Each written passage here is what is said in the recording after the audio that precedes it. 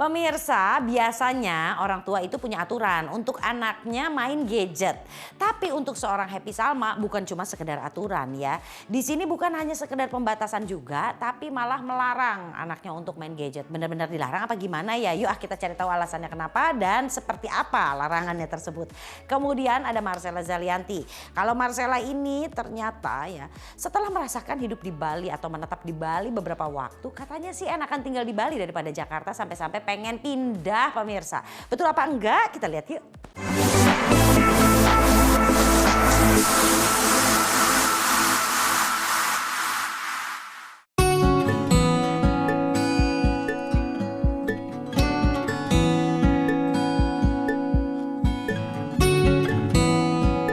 Ini karena saya punya suami yang percaya diri, suami saya yang benar-benar support saya untuk terus berkembang gitu. Dan yang paling penting untuk bisa menyeimbangkan waktu sih. Jadi memang saya sebisa mungkin adalah ketika pas saya sibuk, saya benar-benar fokus. Makanya saya pilih banget pekerjaan yang benar-benar saya suka, yang saya enjoy. Tapi ketika sama keluarga saya fokus. Jadi memang ya tetap prioritas ya. Mbak Happy kan stay di Bali ya, sosial media Mbak Happy kan memperkenalkan anak juga dengan kenal sama alam, bermain sama alam. Mungkin alasannya apa nih? Apakah karena memang stay di Bali yang memang memfasilitasi itu semua atau gimana? Saya waktu kecil saya lahir besar di Sukabumi ya. Saya punya kenangan masa kecil saya indah sekali dengan dunia. Jadi memang saya sampai sekarang masih bekerja keras menjaga anak saya belum terpapar gadget. Ya, saya umurnya 7 tahun dan 3 tahun setengah. Mereka belum main gadget, belum punya gadget, belum pengen gadget gitu. Dan dia juga menonton televisi saya batasi. Nah salah satunya berarti anak saya punya tenaga lebih. Ya jadi harus mainnya di alam, nggak apa-apa deh main batu, main tanah, main dekat alam. Nah saya sama suami emang memilih di kota, bukan di kota besar, adalah salah satunya untuk pola asuh anak gitu. Jadi saya yang berkorban deh. Jadi saya kalau ke Jakarta untuk bekerja heboh kayak begini 3 hari habis itu pulang. Jadi anaknya besarnya, pola asuhnya adalah di dekat dengan alam agar saya punya banyak pilihan agar anak-anak bermainnya tidak dengan handphone tetapi dengan gadget. Karena gini, saya pernah baca salah satu artikel dan wawancara pencipta gadget itu dia tidak memberikan ke anaknya ketika di bawah umur 14 tahun. Dari situ saya dapat inspirasi, lah penciptanya aja nggak kasih anaknya, berarti saya juga, berarti dia tahu kelebihan dan kekurangannya gitu. Itulah masih sangat sulit tetapi harus diperjuangkan. Ya kalau kita kasih dan ajak bermain, dia nggak sempat ingat yang itu sih.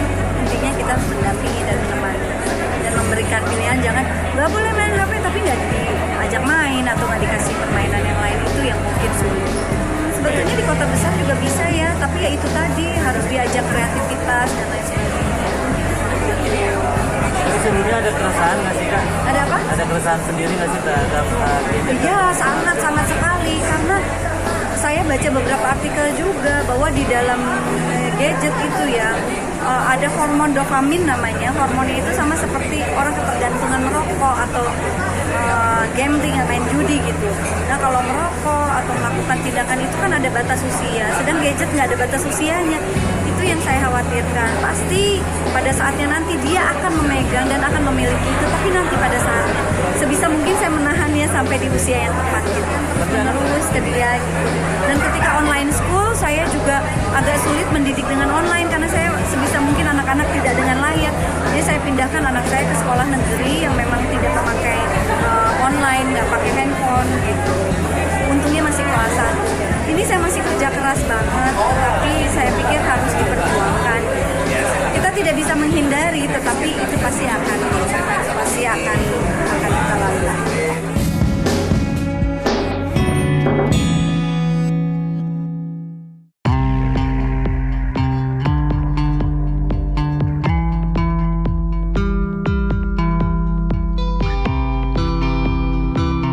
Lalu aku kayak kasihan anak-anak kan di rumah terus. Kalau di Bali kan lebih banyak pilihan aktivitas-aktivitas di luar ruang gitu kan. Jadi ya udah mereka susul aku, udah terus kita stay aja di sana. Aku sampai hampir memutuskan untuk pindah tadinya. Hanya kayaknya belum siap 100% untuk pindahin sekolah anak-anak gitu. Jadi ya udah balik lagi, terus juga ada beberapa pekerjaan, tanggung jawab dan komitmen ya masih harus aku selesaikan di Jakarta seperti yang di school dan lain sebagainya ini gitu. Jadi ya udah like kayak memang masih harus stay di Jakarta dulu. Di Bali aktivitasnya apa? Sebenarnya aku ya tinggal di sana aja sih, karena aku juga ada tempat di sana. Jadi Bali tuh kayak my second home sih sebetulnya. Jadi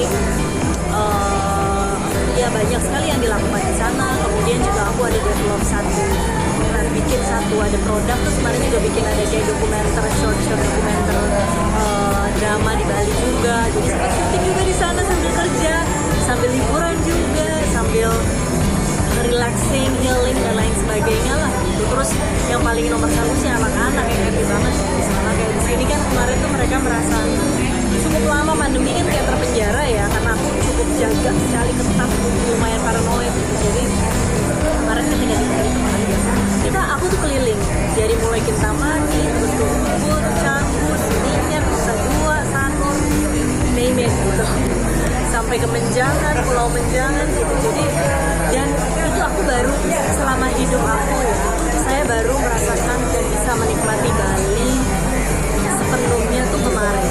Karena sebelum ini saya tuh ke Bali rata-rata ada pekerjaan, ada meeting. Jadi setiap ke Bali tuh 1 hari 2 hari full kerja pulang, relaxing sebentar gitu. Jadi kemarin tuh baru benar-benar bisa merasakan tempat ini.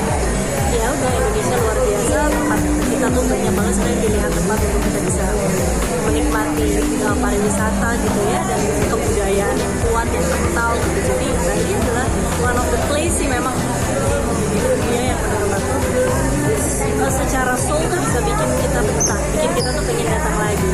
Kita bisa pergi ke tempat yang pemandangannya indah, tapi kita nggak ingin balik lagi, 1 kali cukup. Tapi Bali itu ada energi yang menarik kita untuk kita tuh pengen betah di sana. Sekolah, oh jalan dong. Saya kalau soal sekolah disiplin banget, jadi online pun harus komit gitu ya. Kita menghindari yang namanya bolos dan lain sebagainya. Jadi saya pikir belajar itu dimanapun kita berada itu tidak boleh menghentikan proses belajar itu, khususnya untuk anak. Dan aku pun kemarin ini juga sibuk menyelesaikan tesis. Itu selama di Bali tuh aku juga dapat bernafas. Aku pulang, aku langsung selesaiin utang tesis aku. Insya Allah Juni ini mudah-mudahan graduation kalau tidak ada halangan lagi. So ya. Kembali ke Jakarta, terus sekarang sudah tatap muka sekolah anak-anak atau gimana deh? Iya. Ya gimana teh memasuki era yang baru bagi anak-anak untuk jalanin sekolah lagi? Sekarang masih mix ya antara online dan offline. Tapi menurut saya ya kita sebagai orang tua memang sudah harus berani. Karena proses belajar mengajar online dan offline ini biar bagaimanapun tetap berbeda. Kita agak stressful menghadapi anak-anak online ini sampai 2 tahun lebih kan kita orang tua juga jadi di rumah berperan sebagai guru. Padahal sebetulnya tanggung jawab beberapa jam itu kan sebetulnya sepenuhnya ada di guru ya, ketika anak-anak di sekolah gitu ya, ada yang bisa kita berikan sebagai orang tua, ada yang guru yang harus memberikan seperti itu. Tapi biar bagaimanapun saya berusaha semaksimal mungkin. Anak saya alhamdulillah happy-happy saja melakukan sekolah online, dan mereka tetap punya komitmen dan tetap punya responsibility. Itu yang saya pegang, komitmen dan responsibility yang saya ajarkan dan tanamkan. Sekolah ini artinya ini kan sesuatu yang harus kita apresiasi, dan itu penting sekali untuk kehidupan kita ke depan dan lain sebagainya. Jadi saya mengajarkan, menanamkan bahwa anak-anak saya juga sudah punya komitmen dan punya tanggung jawab sendiri. Ketika ada tugas mereka merasa harus menyelesaikan tugas. Ketika ada sekolah mereka harus ketakutan untuk terlambat. Mereka mau datang tepat waktu, mereka harus melaksanakan sekolah, itu mereka sudah punya perasaan itu. Jadi ya.